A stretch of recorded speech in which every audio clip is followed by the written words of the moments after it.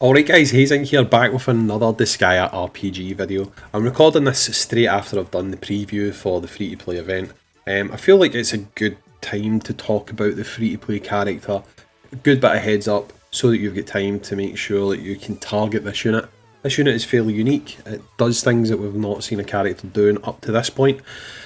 Before we go on and talk about all that, I'm going to bore you again with the usual. Like the video, subscribe to the channel, comment down below, do all that good stuff. And also, YouTube has been really funny with giving people notifications. So if you feel like it, only if you feel like it, hit the little bell and hopefully you will get to know about more videos as they are published. So, we're going to talk about the new free-to-play character that's coming to the global Disgaea RPG.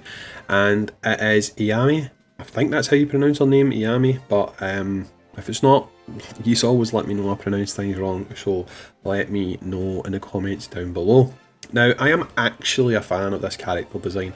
I do like it. I think they've all got this kind of gym look to them, but she kind of looks like she's there to mess things up.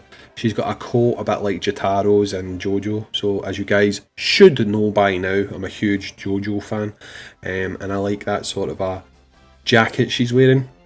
And I like the spiked fist as well. It'd be quite cool if you could get those spiked fists as a unique weapon. They will probably be on her character design, so whatever fist you put on her, it'll look like she's got spiked fists on anyway. So yes, as you can see in her character description, it actually says she's a Knight of Steel who's been appointed the cheerleader of the Festival of Sports. She likes to wear boys' uniforms and can't even sleep without it on. So that's why she's got that jacket that looks like a boys' school uniform jacket, because that is what Jotaro wears in Stardust Crusaders. So yes, let's stop talking about JoJo Hayzink and move on and talk about the character that is coming to Disgaea RPG. So yes, let's go in and look at this character's kit, okay? Now obviously she's a fist user, if that wasn't clearly enough stated. However, this character is a mega tank, okay? She's a good tank, okay? Let's talk about her abilities first of all. Basically, all allies get plus 16% attack when the battle begins for 3 turns. Okay, so her buff is limited to 3 turns, but it is not limited to a specific character type. So she will work on any team, which is really good, okay? If you get her to any one, she has something called Iron Defense. And Iron Defense has a chance to take single targeted attack for party members. What does that mean? It basically means that she has taunt, okay? She will, more often than not, draw the damage to herself, okay? So if you're trying to build up for certain things, having her on your squad, soaking up that damage, means that other characters in your team aren't taking that damage, okay? Which can make a big deal. Now obviously if you have something like an AoE coming your way, it's not going to make a difference, but she's going to soak up those single target damages. The thing about it is, the rest of her kit is kind of geared towards this as well.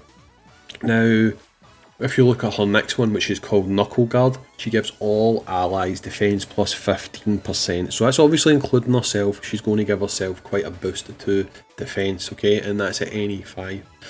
And finally, her NE7, the lower her HP, the higher the boost on attack and defense, up to 70%. Now, if you guys remember the video I done about Bloodus, I did say that Bloodus has a skill that if he's attacked, he gets boosts, but the problem is he doesn't have anything in his kit to make sure he can get attacked. Well, this character has that sort of a, if she gets hit, because if she loses HP, she gets a bigger boost. But part of her kit will draw hits towards her, so she is actually going to benefit from that greatly, because you can see that she's going to get attacked and it's going to really push up her numbers, which is very good. And to look at her as well, she's got a really high defense stat as well. Her defense stat is higher than her attack stat, so she is someone who can soak up the damage. Now we're going to go on and look at her skills, okay?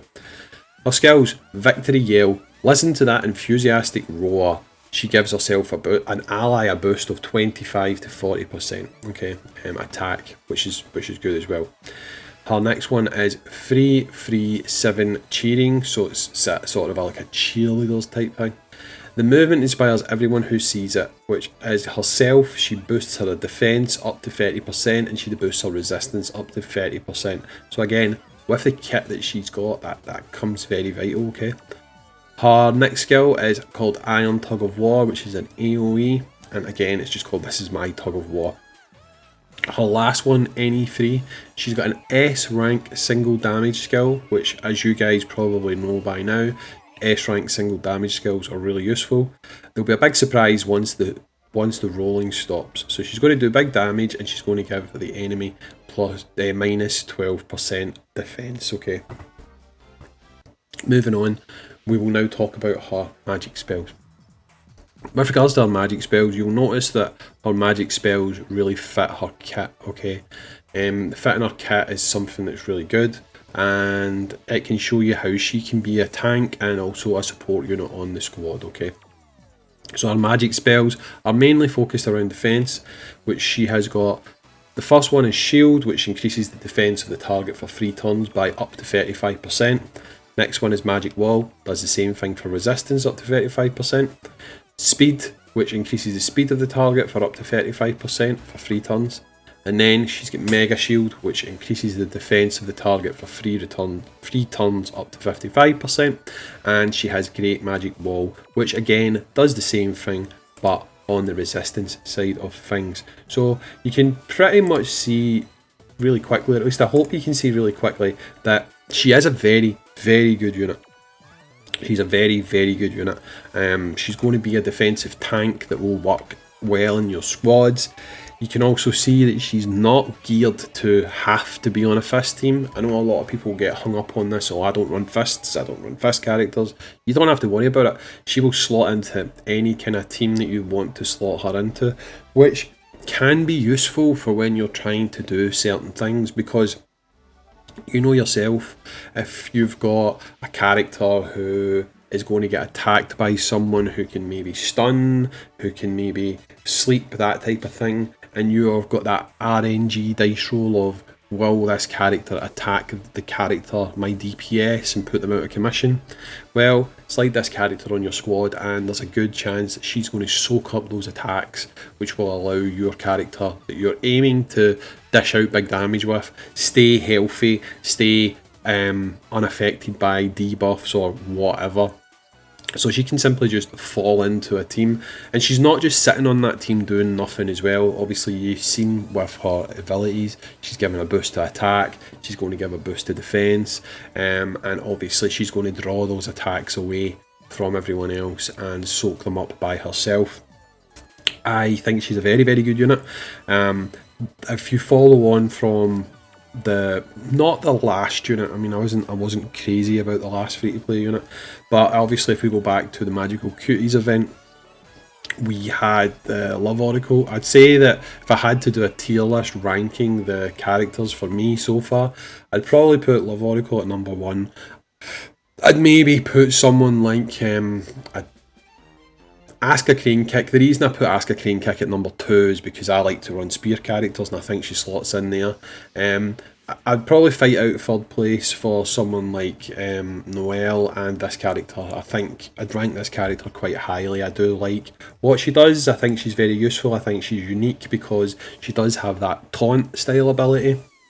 So she's definitely a character that I would like to think all of you will get as many dupes as possible for, because she is decent, she's definitely decent.